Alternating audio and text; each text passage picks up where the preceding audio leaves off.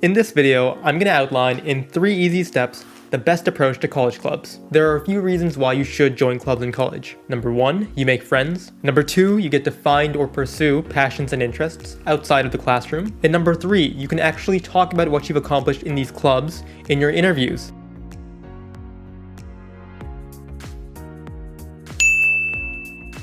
I'm Eesen, a proud graduate of the University of Southern California, and I work as a consultant full-time, but in my part-time, I mentor students and I help them land jobs and internships. Before I jump right into it, I'd really appreciate it if you could smash that like button for me. And if you'd like to see more content just like this one, I'd even recommend you hit the subscribe button because I do post videos every single week. With that out of the way, let's get started. Number 1, join 3 to 5 clubs that you're actually interested in. The reason why I say this is because any more than 5 organizations and you're probably not going to be able to commit wholeheartedly to those organizations, or you're just gonna burn out. Don't get me wrong, in the beginning of the semester, definitely check out as many clubs as you'd like, and attend a few of the club meetings because you can feel out the organization and get to know the people who are part of the organization as well. What I noticed from my own personal experience is that I vibed with the people who were in the organizations that I was a part of, which in turn strengthened my commitment to those organizations as well. But in my first year, I made the mistake of trying to join way too many clubs. I liked chess club, badminton club, tennis club, undergrad student government, Marshall business student government, because why not, since I'm a business student, might as well be a part of 2 government organizations,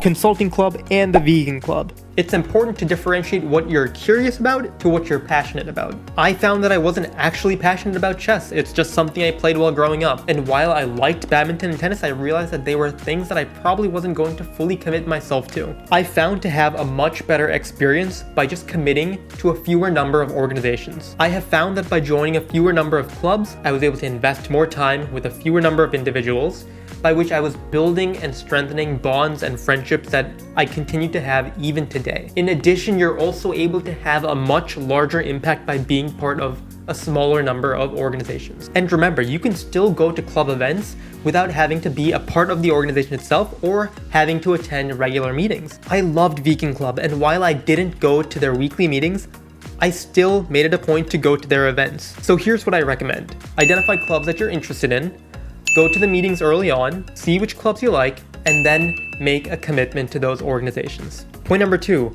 once you commit, be sure to be consistent. Once you've narrowed down which organizations you want to be a part of, be sure to attend their weekly meetings. This will improve your chances at landing a leadership position in your sophomore, junior, or senior years. Becoming a familiar face is important because it tells the current e-board that you are someone who is worth passing on the mantle to once they graduate. Here's a personal experience. I was part of USC's Hindu student organization ever since my first year at USC. The Hindu student organization was an organization where all of the existing members had graduated the year before, which means it was something that we kind of had to revitalize. Because of this, we had about 10 to 15 individuals who were very interested in wanting to be a part of the organization, and so we decided to hand out e-board positions to whoever we thought could contribute a large amount of time. As a result, I ended up becoming the undergrad student chair for Hindu student organization in my very first year. This typically doesn't happen. It's not usually the case for you to be an e-board member in your first semester, let alone your first year. The current president liked my commitment, and the board also thought that I would do a good job in continuing to make sure that the Hindu student organization would grow and that we would continue hosting really successful events. Got kind of lucky, but the point I'm trying to make is that I was able to leave a positive impression on the board members and the president by attending the weekly meetings and by going to events. People value dedication and commitment, and they will see that if you are indeed giving it your all.